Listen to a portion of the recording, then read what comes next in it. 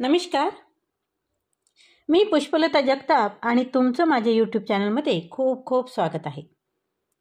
आजच्या व्हिडिओमध्ये आपण जाणून घेणार आहोत की पितृपक्ष 2025 श्राद्ध तिथी कधी आहे. पूजा आणि नियमाविषयी आपण या व्हिडिओमध्ये जाणून तर घेणार आहोत. त्याचबरोबर पितृपक्षात पितरांना कसे प्रसन्न करायचे हे सुद्धा आपण जाणून घेणार आहोत. चला तर मग. हिंदू धर्मात पितृपक्षाला अत्यंत महत्त्व आहे, कारण या काळात दिवंगत आत्म्याच्या शांतीसाठी श्राद्ध, तर्पण आणि पिंडदान केले जाते. 16 दिवसाच्या या काळात पूर्वज संतुष्ट होतात आणि त्यांच्या आशीर्वादाने कुटुंबाची प्रगती होते. पंचांगानुसार यावर्षी पितृपक्षाची सुरुवात आश्विन महिन्याच्या कृष्ण पक्षातील प्रतिपदेपासून म्हणजेच 8 सप्टेंबर 2025 पासून होत आहे आणि त्याची समाप्ती 21 सप्टेंबर 2025 रोजी सर्व पितृ अमावस्येला होईल. या काळात पूर्वजांचे आत्मे पृथ्वीवर येऊन आपल्या वंशजाकडून अन्न आणि तर्पण स्वीकारतात अशी धार्मिक श्रद्धा आहे. पितृपक्षात श्राद्ध केल्याने पितृऋण कमी होतं आणि पूर्वजांचे आशीर्वाद, शांती आणि मार्गदर्शन सुद्धा मिळतं. या काळात कुटुंबातील सदस्य पूर्वजाप्रती कृतज्ञता व्यक्त करून त्यांच्या प्रती आदरभाव व्यक्त करतात. कृतज्ञता व्यक्त करतातच, त्याचबरोबर त्यांच्या प्रती आदरभाव सुद्धा व्यक्त करतात. पितृपक्षात पूर्वजांच्या तिथीनुसार श्राद्ध केले जाते. ज्यांना आपल्या पूर्वजांची मृत्यूची तिथी माहीत नाही त्यांच्यासाठी सर्व पितृ अमावस्येचा दिवस श्राद्ध करण्यासाठी योग्य मानला जातो. या काळात पूजा आणि दानधर्म केल्याने पितरांचा आत्मा शांत होतो आणि त्यांचे आशीर्वाद मिळतात अशी धार्मिक मान्यता आहे. पितृपक्ष 2025 मधील महत्त्वाच्या तारखा. पितृपक्षाची सुरुवात होते ती 7 सप्टेंबर 2025 रोजी आणि पितृपक्षाचा शेवट होतो ते 21 सप्टेंबर 2025 रोजी आणि सर्व पितृ अमावस्या आहे 21 सप्टेंबर 2025 रोजी. दक्षिण आणि पश्चिम भारतात या काळात गणेशोत्सवानंतर भाद्रपद महिन्याच्या कृष्ण पक्षात येतो. तसेच हा काळ सूर्याचा दक्षिणायन या स्थितीशी संबंधित मानला जातो आणि पितृपक्षातील विधी भारताच्या विविध भागामध्ये वेगवेगळे असले तरी साधारणपणे यात काही विधींचा समावेश असतोच. शुद्धीकरण, स्नान. सहसा घरातील सर्वात मोठ्या मुलाकडून हे विधी केले जातात, ज्यात शुद्धीकरण स्नानाने सुरुवात होते. ब्राह्मणांना भोजन. ब्राह्मणांना तांदूळ, डाळ आणि भाज्यासारखे साधे भोजन दिले जाते. तर्पण. तिळाच्या बिया मिसळलेले पाणी अर्पण केले जाते. दान. या काळात गाय, कुत्रे आणि कावळे यांना अन्न देणे तसेच कपडे आणि इतर वस्तूचे दान करणे खूप शुभ मानले जाते. पितृपक्षाचा काळ लोकांना त्यांच्या पूर्वजाप्रती असलेल्या कर्तव्याची आठवण करून देतो. श्राद्ध आणि तर्पण करून कुटुंबे केवळ कृतज्ञता व्यक्त करत नाही तर आरोग्य, समृद्धी आणि आनंदासाठी आशीर्वादही मागतात. जरी हा काळ विवाह किंवा गृहप्रवेश सारख्या नवीन कार्यासाठी अशुभ मानला जात असला तरी हिंदू परंपरेत पितृपक्षाला भावनिक महत्त्व अधिक आहे. पितृपक्षाचा हा काळ पितरांसाठी अर्पण करण्यात आला आहे आणि शास्त्रानुसार हा काळ पितरांचा मानला जातो. भाद्रपद पौर्णिमेनंतर पितृपक्षाचा पंधरवाडा सुरू होतो. ऋषीमुनींनी आपले संपूर्ण जीवन हे 16 विधीमध्ये बांधले आहे. यातील पहिला हा जन्म आणि शेवटचा हे अंत्यविधी किंवा पितृमेघ असतो.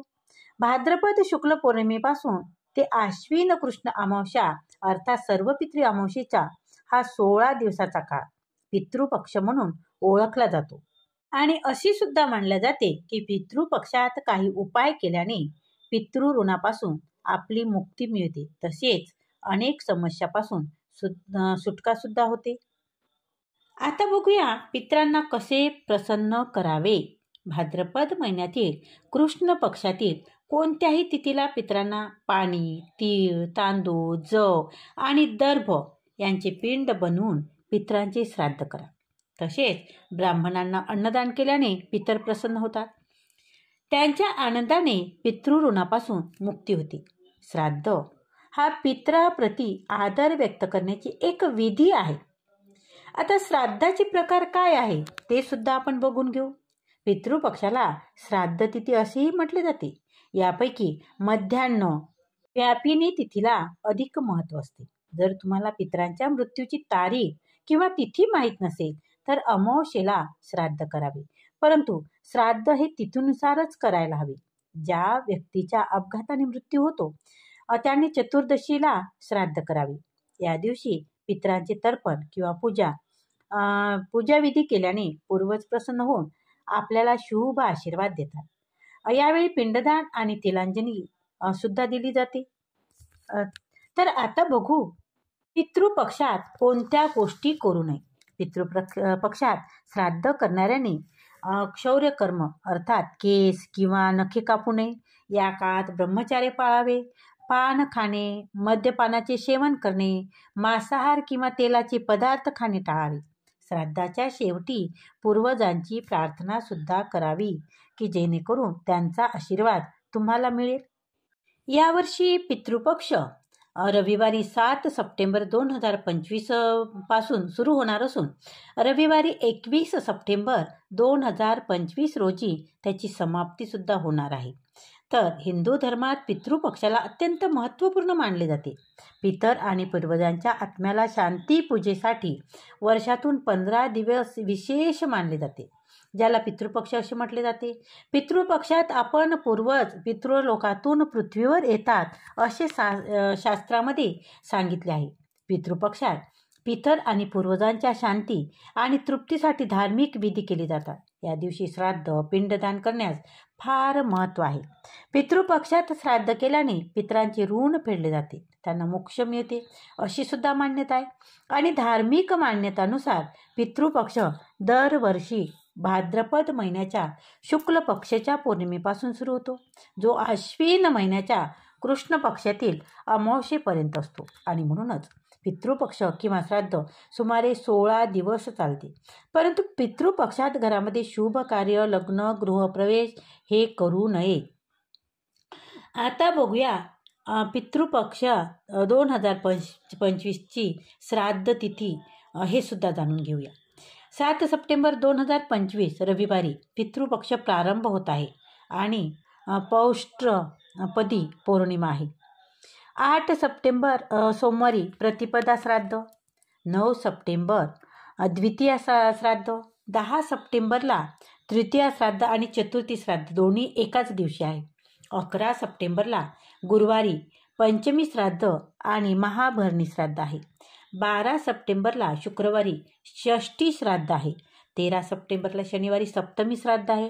14 सप्टेंबरला रविवारी अष्टमी श्राद्ध आहे. 15 सप्टेंबरला सोमवारी नवमी श्राद्ध आहे. 16 सप्टेंबरला मंगळवारी दशमी श्राद्ध आहे. आणि 17 सप्टेंबर 2025ला एकादशी श्राद्ध. 18 सप्टेंबर गुरुवारी द्वादशी श्राद्ध आहे. आणि 19 सप्टेंबर शुक्रवारला त्रयोदशी श्राद्ध आणि मगा श्राद्ध सुद्धा आहे. 20 सप्टेंबरला शनिवारी चतुर्दशी श्राद्ध आहे. आणि 21 सप्टेंबरला रविवारी सर्व पितृ दर्श अमावस्या आहे. पितृपक्षात सर्व पितृ अमावस्याला खूप महत्त्वपूर्ण मानले जाते. जर पूर्वजांच्या मृत्यूची तिथी तुम्हाला ठाऊक नसेल, तुम्ही सर्व पितृ अमावस्याला श्राद्ध आणि तर्पण करू शकता. आता बघूया श्राद्ध कर्म करण्याची योग्य वेळ कोणती. शास्त्रानुसार सकाळ संध्याकाळ देवताची पूजा केली जाते. दुपारी 12 वाजता पितरांचे श्राद्ध केले जाते. सूर्याला अग्नीचे उगम स्थानही मानले जाते. यज्ञ देवताला अज्ञ देण्यासाठी ते केले जातात. आता बघू श्राद्ध कसे करावे. श्राद्ध नेहमी दुपारी करावे. तर्पणामध्ये पितरांना दूध, तीळ, कुशा, फुले, पाणी देऊन तृप्त केले जाते. जल अर्पण केल्याने पितरांची तहान भागते, नाहीतर पितर तहानलेले असतात. त्यामुळे श्राद्धाच्या दिवशी आवश्यक गोष्टी जमवता येत नसतील तर किमान पाण्याने तर्पण करावे असे सुद्धा शास्त्रात सांगितले आहे. तर धन्यवाद, खूप खूप धन्यवाद. आजचा हा व्हिडिओ जर तुम्हाला आवडला असेल तर व्हिडिओला लाईक करा, व्हिडिओ शेअर करा, कमेंट करा आणि त्याचबरोबर तुम्ही जर चॅनलवर नवीन असाल तर चॅनलला सबस्क्राईब जरूर करा. धन्यवाद. खूप खूप धन्यवाद.